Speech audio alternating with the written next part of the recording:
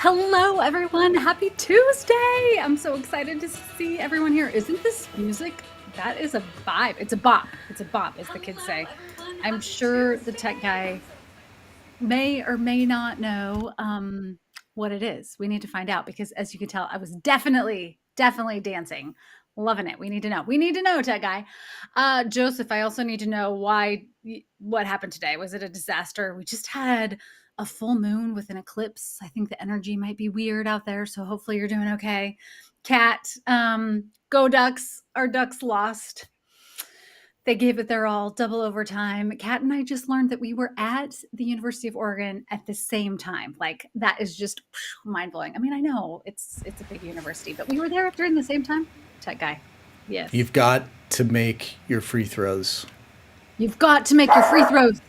They didn't get many chances, but if they had just made one free throw at the end of that game, one. All we needed. One. Of course, I'm a faithful too, so I rooted and in my bracket have them going all the way. So my bracket is just, but yeah, no good. Long COVID is awful. Head today, slept most of the day. Oh, that's the worst, Joseph. I'm so sorry. I'm glad that you're able to sleep and rest, though. That's something. Hi, Wendy. Oh, so good to see you. Yeah, we definitely ran into each other at some point, Kat. We had to be at the same places. We need to have coffee and like fully go over all of the places that we were during those years. Amazing. Tennessee's still in the game. Woohoo. All right, Beth. Okay, we have somebody who are you all watching March Madness? Do you love basketball? I love college basketball. I love the tournament. It's my favorite time. And the way I have always picked brackets is just based on teams that I like or colors of the uniforms or, anyone in my sphere who might have an affiliation with a particular university or really just state in general.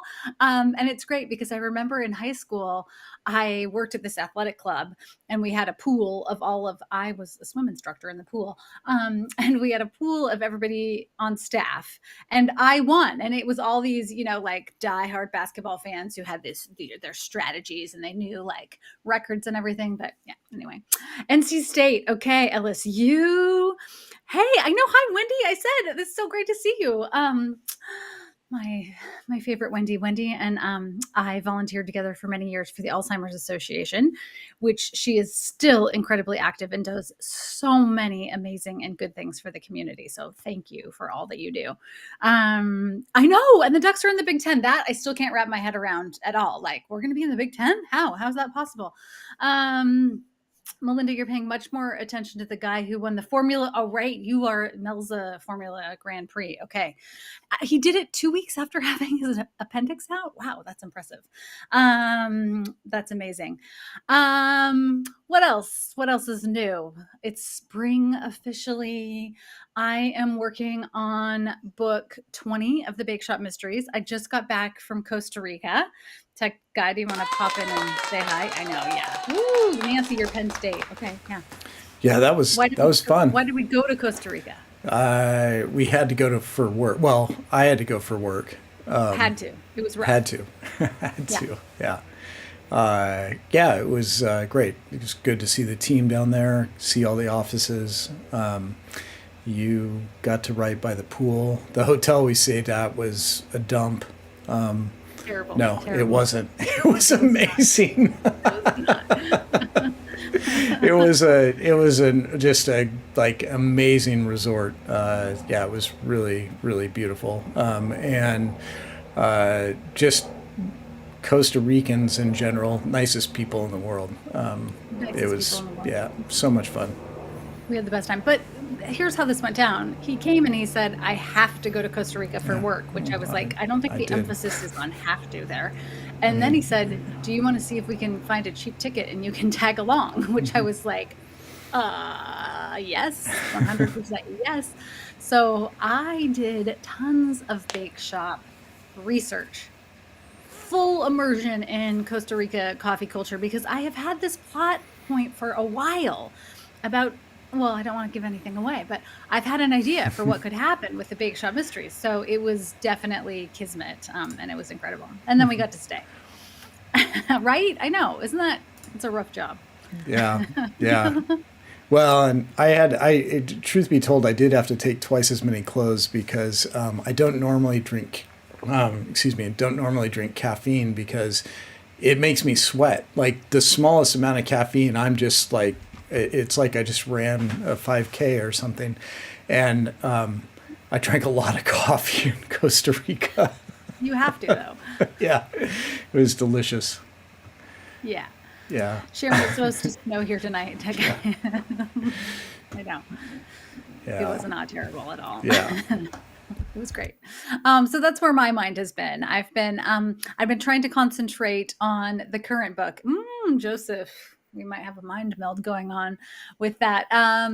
I've been trying to work on the current book, which takes place in the Southern Oregon coast at Whales Head Resort. For anybody who might be familiar with Brookings and that area of remote Southern Oregon on the coast coasts in Southern Oregon are just beautiful and untouched. Lots of gorgeous rocky formations and cliff sides. They're stunning and very empty and quiet. But they're also notoriously cold. Like even in peak heat of summer, you probably need a jacket. And so while I was working on that book in Costa Rica, I would be like, and the warm breeze that's wafting in and the smell of coconut and mango. And then I'm like, no, no, no, no, no, no. We are in Southern Oregon, the rain, the fog. Anyway, it was great.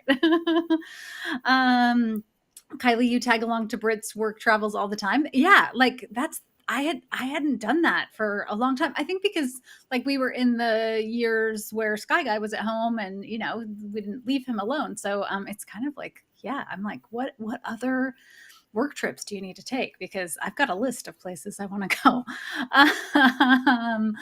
What else? Fourth Breakfast. That's a great screen name, by the way. I'm down for 4 breakfasts. I'm so glad that you enjoyed the smoking bun. I had a lot of fun with that. And that was definitely not the vibe of Costa Rica. That was all snow all the way. Let's see. Wait, Wendy, you were just in Costa Rica last week? What are the odds? That's amazing. Our paths probably crossed there too. It's like me and Kat at U of O. That's amazing. I'm so glad actually, you stumbled on this too. tell them about crossing paths. Oh my gosh. Yeah. Okay, this is a great story. And then I want to bring on our guest because I'm so excited about our guest tonight. So, on the first day I was there, because the tech guy did work all week. I worked too. I took myself on a food tour of downtown San Jose. It was more than food too. We did all of the cultural sites and museums and all the things. But it's one of those tours that had like maybe 12 people on it, and the bus picks you up at your hotel and then goes around to other hotels and picks people up. And so over the course of spending 6 hours with this small group of people, we kind of got to know each other. And there was this couple who I just like immediately felt this connection with them because they were just hilarious and so fun and spunky. And we were leaving one of the cathedrals and talking about them they mentioned to our guide something about how they got kicked out of a church in Italy because they weren't dressed properly and they felt so bad. And they said, yeah, that's what you get for being a Californian, or something just casual like that. And I said, wait, you're from California? And they're like, oh yeah, we're from the San Francisco Bay Area. And I said, oh, I'm south of you in Sunnyvale. And then they stopped and they're like, no, we're in Sunnyvale too. And then I come to learn that they literally live 3 blocks away from me. Like, what? I'm going to have coffee with them when they get back. Amazing. So great. They're the sweetest. They need to go in a book. They've been in Sunnyvale forever and are retired now and traveling to Costa Rica for fun. Yeah. Let's see. So, switching gears, I am so excited to have not one, but 2 guests on our live stream tonight. And they're going to be 2 familiar faces, I think. So without further ado, let's welcome Paula Charles, aka Janna Rollins, and Annie McEwen. And real quick for our Instagram viewers, because I was just looking and it's not broadcasting widescreen, so stay with us because I'm going to be setting up a different scene that will stack them vertically. So you guys start your interview and then we'll go from there. But yeah, because it's new. Instagram, it's new. Instagram is new. Yeah. that like, but it's not, for whatever reason, people aren't able to rotate their phones. So I just want to make sure they can actually see Paula and Annie. So What a concept. anyway, Yeah. yeah, it'll be just a minute, but go ahead and get started, and then I'll just switch it over automatically. Okay, yay.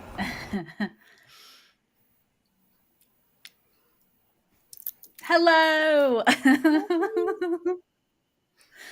Oh, it's so awesome to have you here. Okay, Annie, I'm going to start with you because today is officially your release day for Resort to Murder, which is amazing. Thank you. On a scale of 1 to 100, how excited are you? Yeah. 500,000. Yeah. It's still surreal. It is absolutely surreal. So I've been like holding my book and loving it. Just hugging it. It's been Hugging crazy. it. Just hugging it. Yes. It's been amazing. I just can't believe it's real. It's just crazy. Yeah. When Paula's book came out, I'm like, does it seem like this is actually happening? She goes, no. She goes, just wait. So yeah, thank you so much. Thank you guys.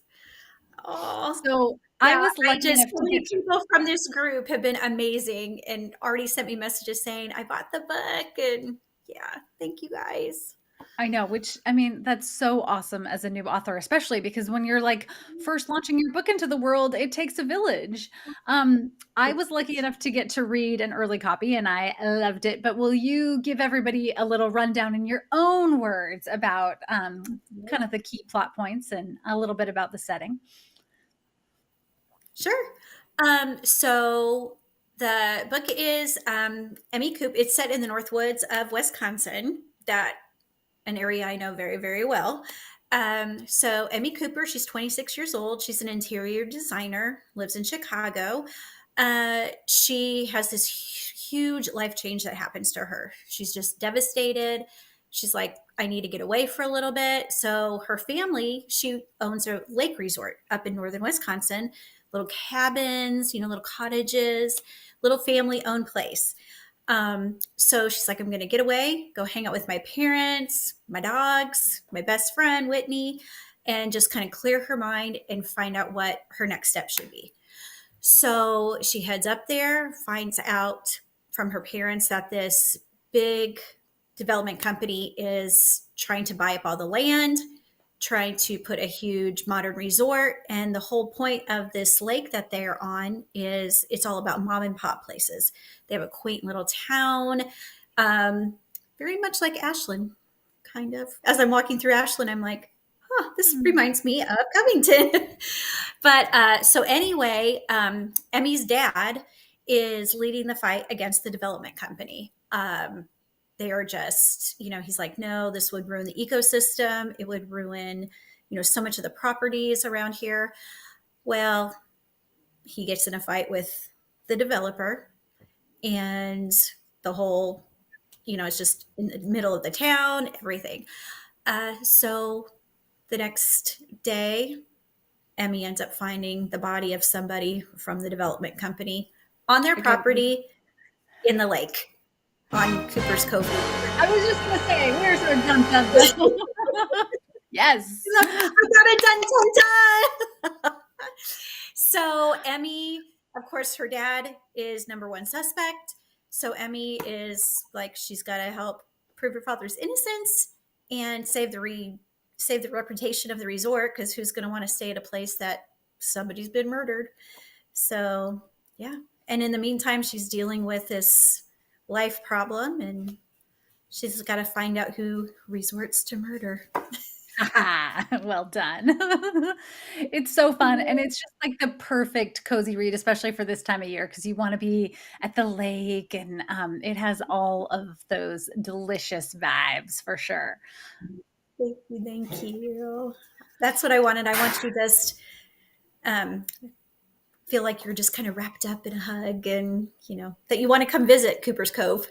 So, which was based kind of on a real place that our family used to visit every year when I was growing up. And my sister lives up there now in northern Wisconsin. She has for the last 20 years. And, I got a lot of stories that I used in the book. And actually book 2, I'm working on edits now for my publisher. And there's so many stories that I'm like, I have to change names because some of them are so good.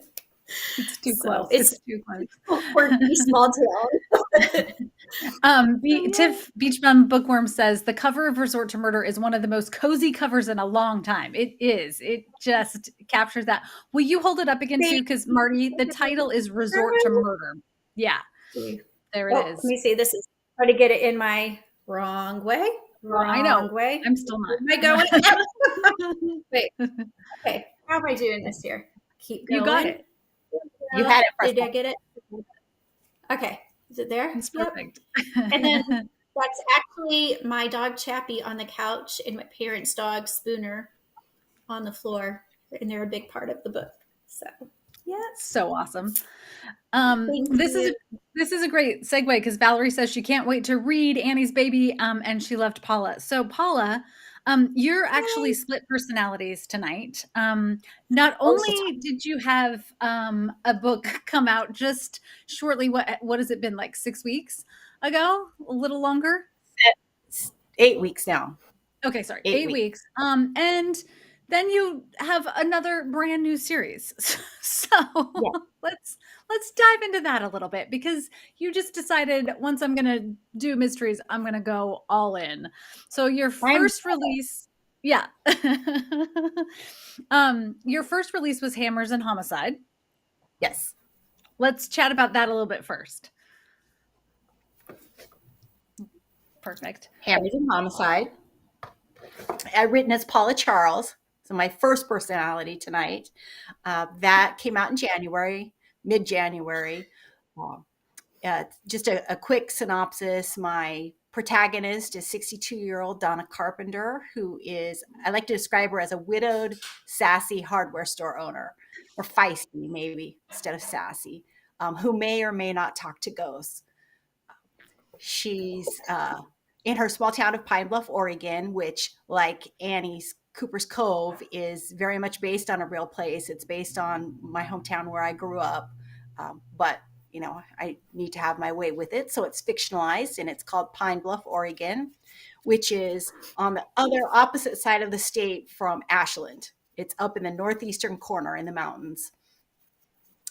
Anyway, so Donna owns a hardware store. She's been widowed for 3 years. Her husband was a building contractor and helped run the hardware store also when he wasn't out building houses. But she's still there. Her adult daughter, April, has recently moved back to town. And there is a land developer in town who is trying to purchase the historic Emory Theater and turn it into a swanky hotel, which has the townspeople confused because why? Who's going to come to Pine Bluff to stay in a swanky hotel? But okay. Anyway, the land developer has made a lot of enemies already in his very short time in town. And he winds up dead in Donna's bathroom of her hardware store with a hammer in the back of his head. Tech guy. Dun, dun, Yeah. dun. What? Dun, dun, dun. Oh, sorry. I got a lot of tech stuff going on. I know. Yeah. It's so good. I was lucky enough. Oh yeah, Cat Escape Goat is wonderful. Okay, now you need a place to try goat yoga. Yes, so that segues in nicely. So you had this entire series that you built out, and then 8 weeks later, you're like, let's do another series. Let's do goat yoga. Yeah, let's talk about that. So this is, you see the watermark because I don't have my actual real paperback yet, but this is an Escape Goat.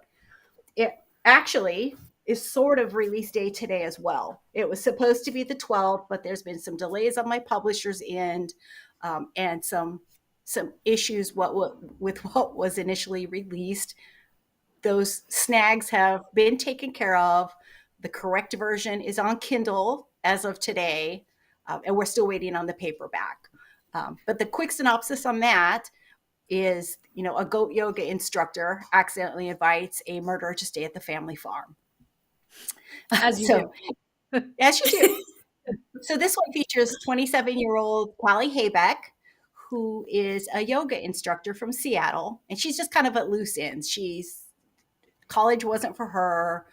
She's been waitressing and teaching yoga, and just hasn't really settled on what she wants to do with her life.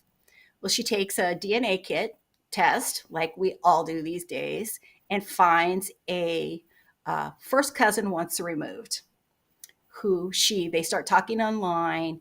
He lives in Boston, and he invites her out to meet his grandparents, who are her great aunt and uncle, and turns out to be her dad's aunt and uncle. So she goes, she falls in love with them. She wants to get to know them more and find out the story of her family on that end. She loves New Hampshire and decides to stay and open a goat yoga studio on her great uncle's farm, which is great.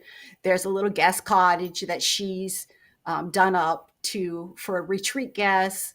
Her very first retreat guests show up. It's a group of mean girls, and one of them, who's a social media influencer, the morning after they arrive, is found dead behind the haystack.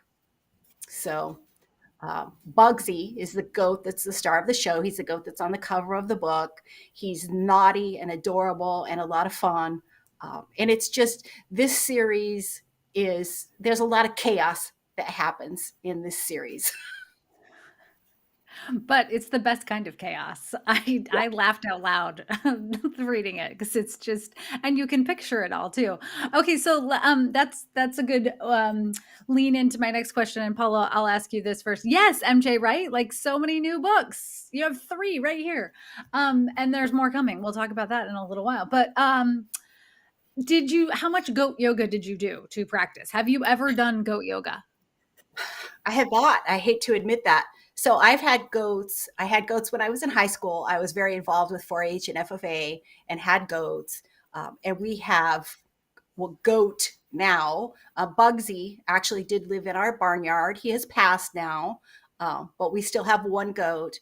But I have this very weird, over dramatic histamine issue, and I have developed severe allergies to the goats. So I can't do goat yoga. Although, I mean, there's a plot line there too, right? Yes. Just saying. Yeah, so I had to watch videos and ask people who have done it some questions. Exactly. I mean, that's all part of research, right? I've done bulldog yoga, Beth. Oh my gosh. I didn't even know that was a thing. I need to know more. Yeah. Annie, I know you took inspiration as you were working on the first book from even just, let's say, random servers with mullets that you bumped into. Like, talk a little bit about your process of finding your way into characters. So my husband Brian and I, we love to visit Franklin, Tennessee. It's like just one of our all-time favorite places to go. Well, there's a restaurant that we visit all the time. Just this little small place, and it's just, your typical Southern food, and everybody there is so kind. And every time we would go, I mean, it's embarrassing how many times a year we drive down there. It's only like a 4-hour drive from where we live in Indiana. So we go to this place all the time to eat, and we'd be sitting there, and every time there is a gentleman that would come in and ask. He's wearing like a plaid coat or sports coat like from the 70s, and kind of messed up gray hair, and he just kind of stumbles in. Well, he always goes straight to the bar. Well, the bar's not open. It's 9:30 in the morning and everybody's having breakfast. And, he'd smack his hand on the bar and he'd say, "Hey, whoever's up there, get old." I'm not going to say his name, something to drink. And they'd be like, "Nope, not serving you yet." And I would just sit back and watch this whole thing every single time. Well, finally, when I really was getting serious about writing the book, and I always have my little notebook with me, I just start like writing this down. And I said, Brian, that guy's going to be in my book. He's got to be in the book. Somehow, some way, he's in the book. So we asked our server who, over time we become friends with. And we're like, Pam, come here. What is with that guy? So she starts telling us kind of his backstory, how she and his family have, lived there their whole lives. She's like, lives to be a thorn in my side. And again, I'm just scribbling everything down. And Brian's like, well, she's writing this cozy mystery, and she just, she writes down everything. So she goes back. Then another guy comes who is a server we've seen, there forever. And he comes up, he goes, so I hear you're writing a book. I said, yes, I am. He goes, can I be in it? I said, well, I don't know. He goes, what if I tell you some stuff? I said, what you got? He goes, I can tell you some things about him. And he has this cute little mullet back here, and he's just this little cute guy. He goes, will you put me in? I said, we'll see. He goes, you can call me by my name, Marcus with the mullet. And I'm like, yes, gold. Marcus, as you know, has become a huge character in my book. So Pam and Marcus are both in there. I got permission from them to use them. Marcus has become such a huge character. The gentleman that comes in every day asking for, something to drink is in there. And it's just, I love it. It's just amazing. Kind of like your lady in the coffee shop, in your very first book. I'm just like, this is perfect. This is so perfect. And they are now, even in my second book, they're in there again. And yeah, I love it so much. It's just, you never know where you're going to get inspiration from. It's crazy. It's so true. And I feel like once you sort of open up that process, then it just shows up constantly. Mary says, party in the back. Oh, absolutely. Yeah. I don't think there is any business in the front with him. Yes, Mary. Yeah. And what's great is I didn't know Marcus was a musician. But in my book, I made him one that was kind of what he was working towards. And I was talking to Marcus one time when we went down there, and I said, oh, I've made you a musician in the book. And he goes, you're giving me a girlfriend. And so I said, he goes, I am a musician. Come to find out, he's an amazing musician. So it's just crazy how everything worked out. So, I love that so much. Paula, what do you think? Murder by Mullet, Beth says, yeah, maybe a future book. That would be so good. Paula, what do you think is the most surprising thing that has happened in sort of the last month or two of actually like having one book out in the world, now two books out in the world? Like, what's shifted for you, or what's been the most surprising thing that you didn't imagine? Well, a couple of things.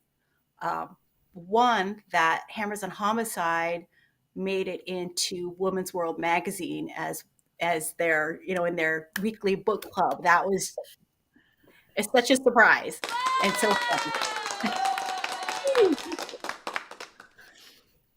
And the other thing, the biggest thing that's just been amazing, and actually it's not just since the book was out, it's since I've really immersed myself. I've always been a reader, but I'm really immersing myself in the mystery community, readers and writers, and that the level of acceptance and welcoming that everybody shows is just, it's such a bonus that I just never thought about. I didn't expect. So it's just been amazing. What about you, Annie? I mean, I know it's just one day, but still leading up to publication. And that's just it, because the road is pretty long. And I have been very fortunate that mine didn't take quite as long as I thought it would. I mean, I got an agent pretty quickly. I got a publisher pretty quickly.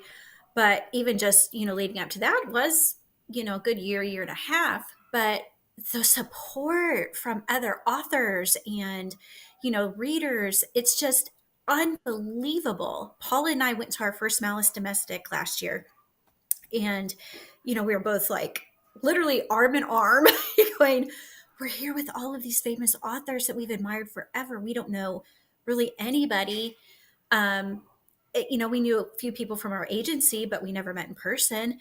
And people were so kind and welcoming, and it just, they're like, hey, here's my number, or here's my email, message me, call me whenever you need help. There were fans that was like, there was a lady that Paula and I were at a breakfast with her. She was a physician. She's like, I'm a retired physician. If you have any questions ever about anything medical, you know, give me a call. And we were like, are you serious? People, the Mr. community is just amazing, just so supportive and kind. So I've just been blown away. I Yeah. know. And there's I don't feel like there's a competition. No, I know. Everybody wants to support each other and lift each other up. It's so true. I know. I'm so glad that you're both experiencing that, because I've been saying that for years, but it's always great to hear it validated that way too. Lisa says she went to the library website for Hammers and Homicide and there's a wait list, so she had to put it on hold. Yes. Yes. Yay. I mean, I'm sorry you have to wait, but I love to hear that there's a wait list, just because it means it's been out for 2 months and people are still reading it. So that's yay. Yep. Paula, can you talk about what's coming next? Well, so hopefully within the next thing will be the paperbacks for an escape coat. Hopefully, fingers crossed, right? And actually, just today, I finished up. Well, I had gotten back my second Zen Goat mystery from my beta readers. I finished writing it, and today I had finished implementing that feedback and giving it the final read through. Before I'll read through it once again before it goes to my publisher. But I'm contracted for 3 books in this series at this point. And with the Hometown Hardware series, again, the second book is written. It's with my editor at Crooked Lane, but they only contract one at a time, and we're still waiting on that. So hopefully, All the more reason to grab a copy. Oh, that's so nice. All of you make our days when you put our books. I read that part wrong. Sorry. Sorry that I missed it. Missed the last part. All of you make our days when you put. No, I didn't read it wrong, but I know what you're saying. Put out your books. Put out, yes. Annie, what's next for you with this series? So I just got my redline edits back from my publisher, or my editor, for the second book, which is called Dead, White, and Blue. It's set. It's set during the week of 4th of July, and that will come out in end of June, beginning of July. And I just got, not long before this, I got kind of a preliminary cover art for it. The artist is like, I just want to see if I'm kind of going down, the right road. And she goes, I plan on filling things in and wanted my input. And she is just amazing. I mean, she really wants to know what I want. And I love that so much. So, because we all know we do judge books by their cover. So, so I'm so excited about that one.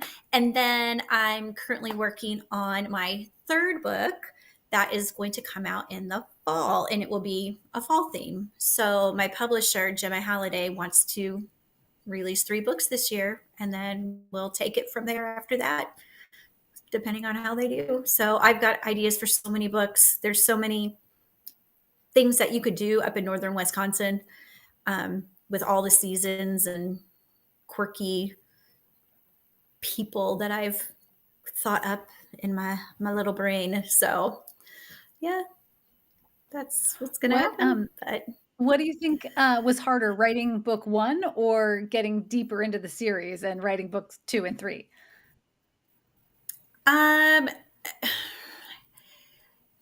Totally different. I think book 2 was probably, in 3 are a little bit harder, just because I'm on a very short, I'm working within a very short time frame. Book 1, there was no time frame except for what I set for myself. But I took a long time. But I'm not that great of a plotter. I'm more of a plantser.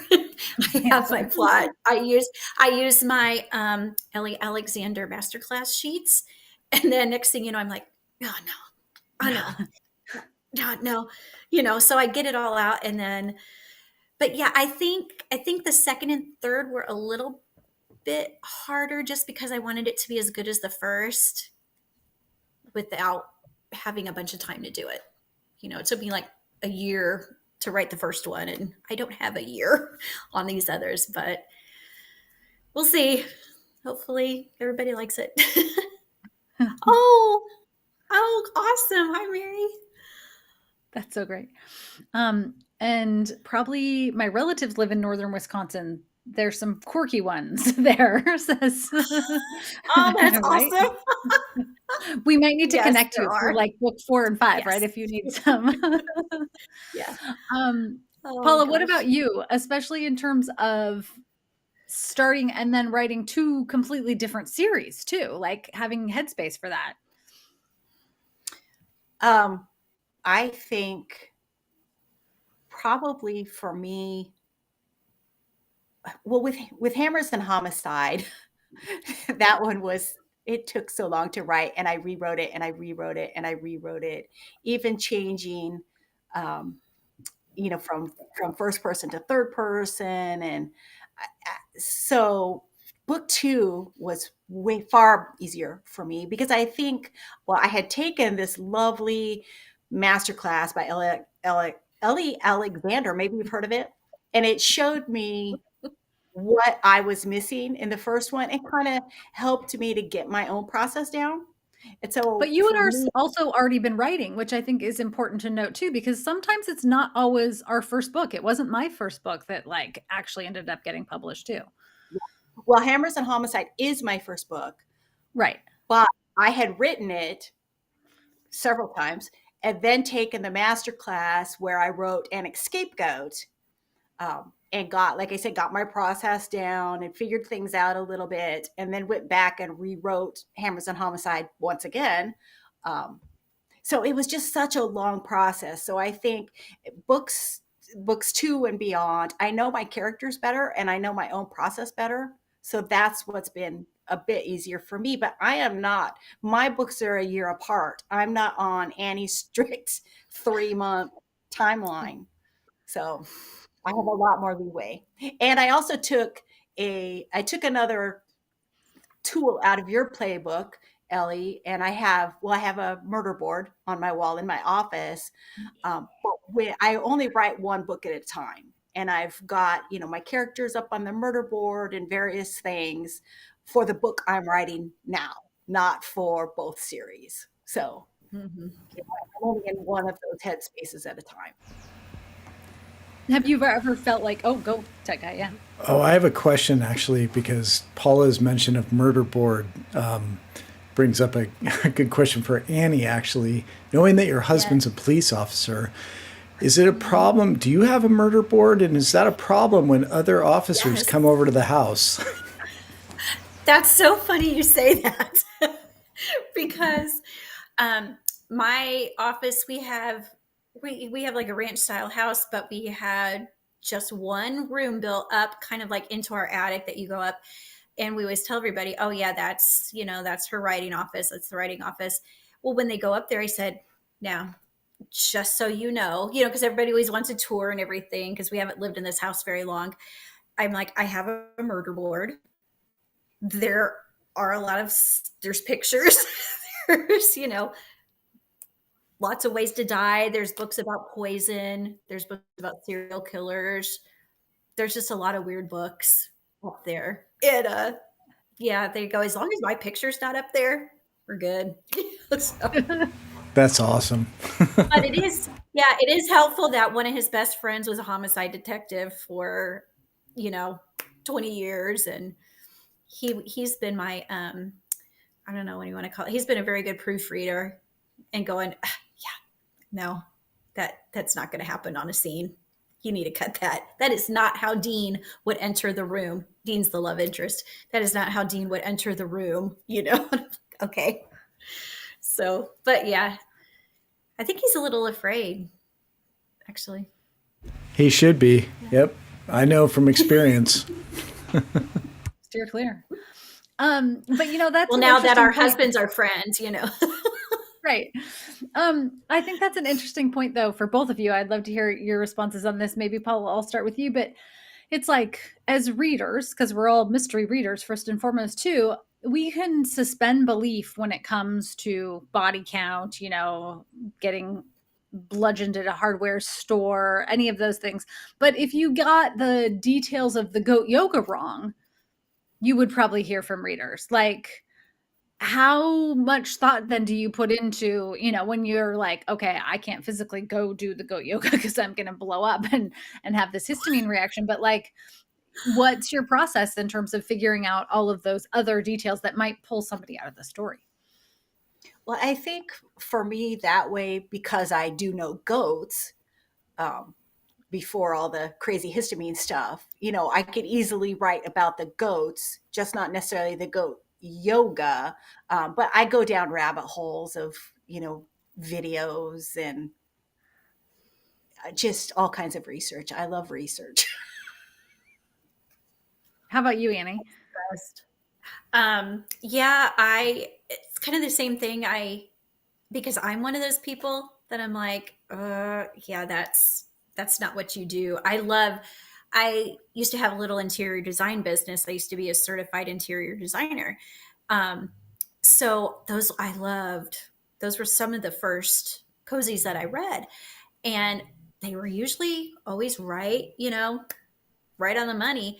And every once in a while you'd read one and like, I wouldn't do what? That's not, or construction. My dad was in construction my entire life. Like, what? And part of my book, my Emmy does trash to treasure projects. And I have a couple of them on the end. It's, about like upcycling, one man's trash is another man's treasure. So I make sure, because there's people like me that'll say, yeah, no. And I interview people that own the resort that I kind of based it on. And, I'd email them and ask questions, and literally everything from the laundry, how do you handle laundry? How do you handle this? What do you do about that? And they were so gracious. They're wonderful. And yeah, I thought I got to get these details right. And I'm like, Paula, I'm a research, lover. Love it. So Paula, the hardware store. I'll do your goat yoga. Yeah, exactly. Okay. Yeah. I was thinking, Paula, I'll watch from the car with binoculars. Yeah. I see. You'll be in a bubble wrap. No, I was thinking like you walk into the hardware store probably now and they're like, no, just leave, go. Yeah. You're not welcome here. Get out. Valerie said reading an escape goat made me want to own my own goat to cuddle with. Oh. And they are goats have such fun personalities for the most part. Sometimes you get a jerk, but they're so fun. And Tiffany says, hi, Annie from Knoxville, Tennessee. So proud of you. Yay. Thank you. Thank you, Tiffany. Well, before we wrap up for the evening, will each of you tell readers where they can find you? And then I will also go back in and add links to both of your websites. But Annie, why don't we start with you? Okay. I have a website. It's anniemcEwenauthor.com. And I also have links on there to all my social media. I'm on Instagram as Annie McEwen Author. On Facebook as Annie McEwen Author. And I have a newsletter that I put out. I try to put out once a month. I'm not as good as Paula is about doing it every month. She's chef's kiss with her newsletter. But so you can sign up for that on the website. I don't do the TikTok as much. I'm trying to get help from my 24-year-old daughter with that because she's really good at it. So I'm slowly learning. And remind us again when book 2 is coming out. June? It's end of June, beginning of July. We don't have an exact date yet. But Okay. yeah, she wants to release it. Yeah, around when it would be set, which is 4th of July week. Perfect. Okay, and Paula, how about you? My website is paulacharles.com. And I'm on Facebook and Instagram, though some of you may follow me on my old accounts. I was recently hacked about 3 weeks ago, a month ago. My personal Facebook account was hacked, and I lost hacked and shut down like within 10 minutes. I don't know what they did, but okay. So after I got over my mad, I just created a new one. In the process, my old author account that was Paula Charles / Janna Rollins is still hanging out there as an orphan, and I have no access to it. So I had to create another one on both. Instagram shut my author account down, but it's my Facebook one that's sitting out there as an orphan. So now I am Rainy Day Mysteries on Facebook, and same on Instagram. It's rainy_day_mysteries. But those links are also on my website. I feel a future murder plot about getting hacked out of your socials. Like, who? Several recent murder plots happening in my real life. Yeah, I'm gonna use that, yeah, right? I gotta. Yeah, Paula and I will text each other, and I'm like, "Guess who's gonna die in the next book?" Get ready. You never know who's watching. Cameron wants to know how to spell Annie's last name. It's MCWEN. MCE. Did I miss any? MCE. Yes, thanks. That's okay. It's everybody does MC capital EWEN. There we go. Okay, yeah. But I will share once we're done. Spelled it right. I know. Oh, good. Oh, well, congratulations to you both. It's Thank been you. so awesome to watch you both just go out into the world and spread more mysterious love and joy and, just be the awesome people that you are. Thank you for having us. Thank you. And for all your mentorship that you've given us. And to everyone else, thanks for joining in the live. It's so great to see everybody again. I missed you all. And the tech guy, where is he? The tech guy and I will be back. I'll be back. We'll be back in April with some new live streams for you. We've got some plans. We'll keep you posted. All right. Good night, everyone. Happy reading.